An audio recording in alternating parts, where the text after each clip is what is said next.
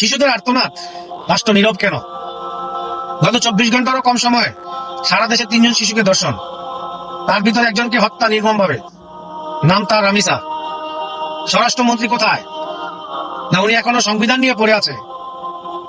রামিসার বাবা চ্যালেঞ্জ শুনে দিয়েছে, আমার সন্তানের বিচার হবে না, আমার সন্তানের বিচারও আমি চাইবো না, কারণ আপনারা বিচার করতে পারবেন না। আমরা কত নির্লজ্জ, আজকে রামিসার বাবার মুখে এরকম কথা শুনতে হচ্ছে যে একজন দর্শনকারীর শাস্তি এদেশে হয় না।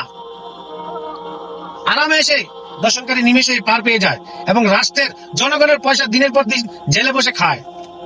আমি একজন কন্যা সন্তানের পিতা, আজ রামিসার বাবা হেডলাইনে, কালকে আমি হব না, তার গ্যারান্টি কি? আপনি হবেন না, তার গ্যারান্টি কি? রাষ্ট্র কি আইন পরিবর্তন করতে পারে না? এর জন্য সংবিধান নিয়ে পড়ে থাকবে?